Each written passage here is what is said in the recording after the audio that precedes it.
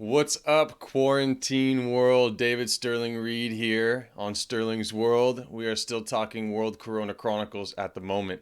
I just want to give you guys a quick update of what's going on with my friends from around the world. So I just got off the call with Italy, Spain, and France, talking about quarantine and how long it's lasting and what they're doing as far as testing goes.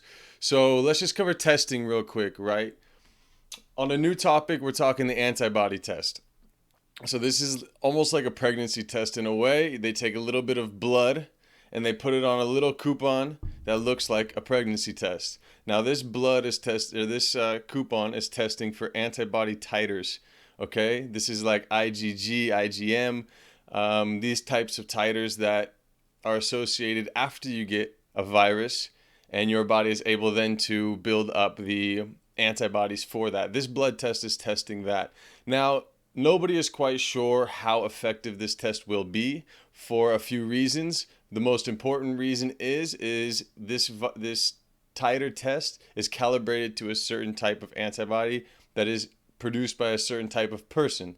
So if we have different ethnicities that this particular test has a baseline for example, if this test is created in Asia, in China, and their baseline study has been done with the Chinese population, it might not be as accurate when it comes to America and being tested on a predominantly Caucasian population or African American or Asian Americans even. Tests might then need to be recalibrated for us here. With that said, let's talk Italy. I just got off the phone with my friend from Italy. There's a few things that have happened now since we did the interview 2.5 weeks ago.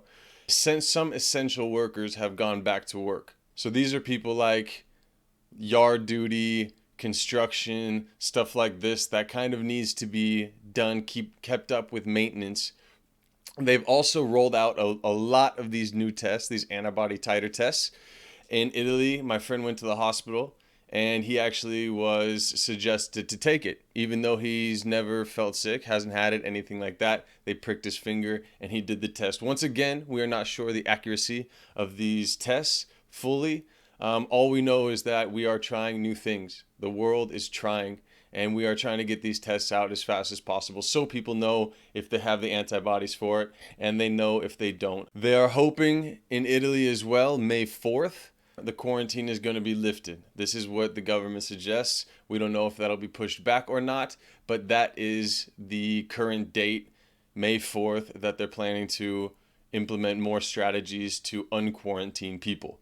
My friend says that this is a time, Davide Coleman says, during this time, they might suggest people, you're able to walk around, you're able to do stuff like that, but to wear your mask and to keep yourself socially distanced as much as possible.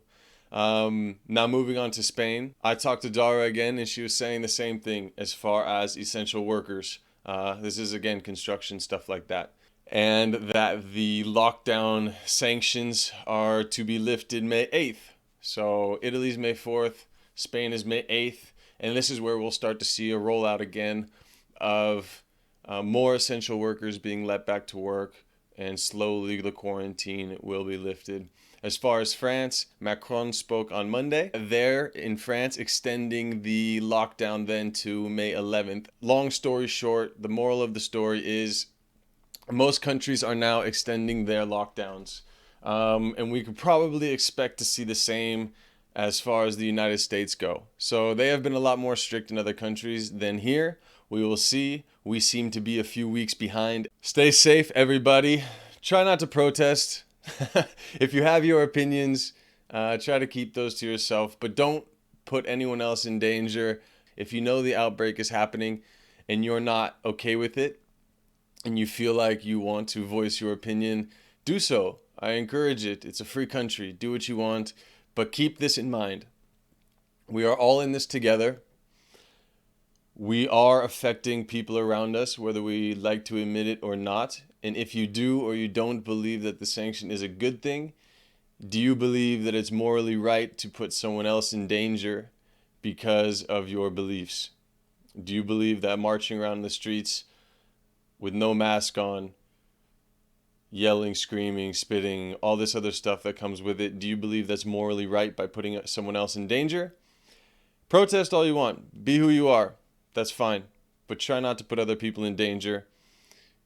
Keep that in mind when you do decide to stand up and act out. Okay? Love you all. Stay safe. Stay informed. Spread love. Spread joy. Most importantly, spread information. Thanks for watching Sterling's World. Have a good one. Don't forget to head over to Sterling's World on YouTube, subscribe, set up the notification. Don't miss another update.